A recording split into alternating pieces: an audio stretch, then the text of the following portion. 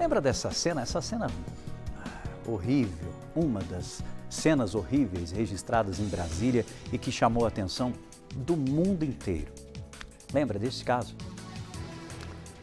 Já está em liberdade o acusado pelo STF de destruir um relógio do século XVII, durante os ataques que aconteceram no dia 8 de janeiro.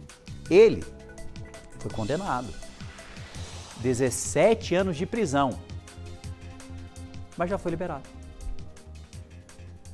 Débora Pérez tem as informações. Débora. Isso que foi notícia no Brasil todo, para não dizer no mundo, né, Rafa? Prisão que aconteceu, inclusive, aqui em Solo Mineiro, em Uberlândia. Ele foi encaminhado para o presídio Jaci de Assis. Estava, então, né, depois dessa condenação, respondendo por essa pena, mas agora já foi solto, recebeu esse alvará de soltura. Como é que funciona daqui para frente, então? Ele já foi solto, a gente está falando de um homem que foi condenado pela turma do STF, ele foi condenado a 17 anos por uma série de crimes e agora recebeu esse alvará de soltura e ele precisa se apresentar lá na Comarca de Justiça de Caldas Novas, que fica no interior de Goiás, nos próximos 60 dias. Por que então Goiás? Caldas Novas foi a cidade apontada como a cidade onde ele residia e por isso então esse direcionamento em relação a essa representação que ele precisa fazer agora vai ser feito por lá e é claro que a gente vai acompanhar isso com muita atenção.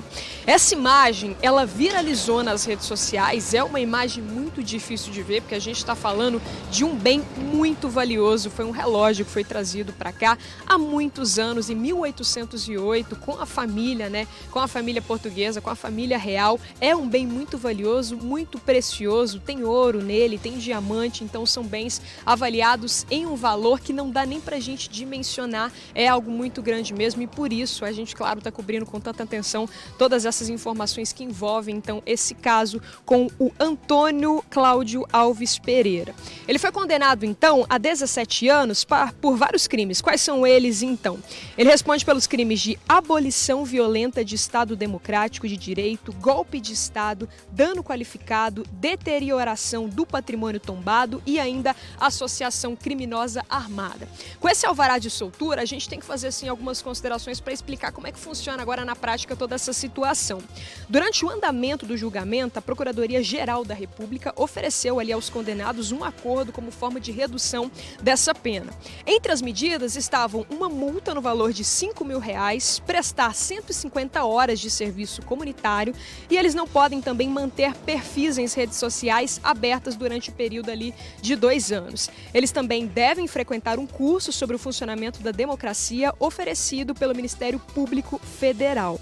Os detalhes do motivo da soltura ainda não foram divulgados. A nossa produção tentou contato também, né, com a defesa ali do réu, mas a gente não respondeu, a gente não recebeu respostas da defesa e a gente segue, claro, acompanhando de perto todo esse trabalho. Então, aquela condenação de 17 anos que foi feita, né, pela turma do STF, ela já acabou recebendo essa atualização com esse alvará de soltura. Esse homem que foi preso aqui em Uberlândia, que foi levado para o presídio Jaci de Assis, que foi condenado por diversos crimes, já não está preso e agora ele precisa, claro, lá cumprir também com essa obrigação de se apresentar lá na comarca de Caldas Novas, lá no interior de Goiás, como uma medida agora para seguir diante de toda essa situação ali, né, diante dessa responsabilização por esses crimes. Então a gente continua acompanhando todos esses trâmites na justiça e é mais um capítulo dessa novela que com certeza está longe de acabar, né, Rafa? A gente tem muito que conversar sobre isso porque são crimes diferentes, mas eles acabam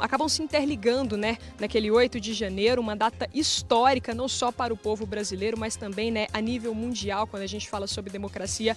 Aquele é um dia que com certeza vai constar nos livros de história e esse é mais um dos desdobramentos daquelas tantas investigações que foram feitas e que ainda continuam em curso aqui no Brasil. Rafa?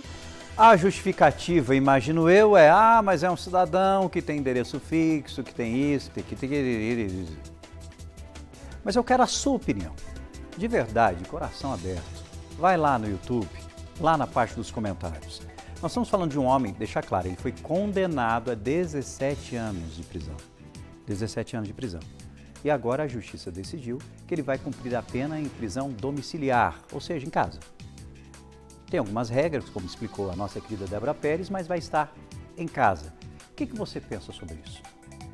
Rafael, mas por que falar de um episódio de novo, 8 de janeiro? Foi um episódio muito triste, não só para a política, mas principalmente para o nosso país. E quando a gente fala de artigos históricos, nós estamos falando da história do nosso país. Esse relógio, especificamente, ele foi trazido pela corte francesa e entregue a Dom João VI. Este relógio, meu amigo, foi um presente da corte francesa aos reis de Portugal, que evidentemente eram os responsáveis pelo nosso país. Então faz parte da história de tudo que virou o Brasil posteriormente. E detalhe, existia uma preocupação muito grande para a restauração por causa do cobre existente neste relógio. Porque, vamos combinar, é um cobre que não existe mais. Então foi um trabalho minucioso para conseguir restaurar. Em 2023, tem que deixar claro, muita gente não sabe, conseguiram fazer a restauração desse relógio e ele já voltou, inclusive, ao palácio, já está em Brasília. Isso em 2023. Para conseguir fazer essa restauração, eles precisaram mandar essa peça para a Suíça. Suíça, porque só lá tinham restauradores capazes de conseguir fazer essa peça voltar ao que ela era, né? A originalidade dela. Não vai ser 100% igual, mas né? Visualmente sim. E agora esse sujeito que aparece nas imagens, que foi condenado a 17 anos de prisão, está em liberdade, está solto, está cumprindo em regime domiciliar. O que você de casa, do outro lado, pensa sobre isso?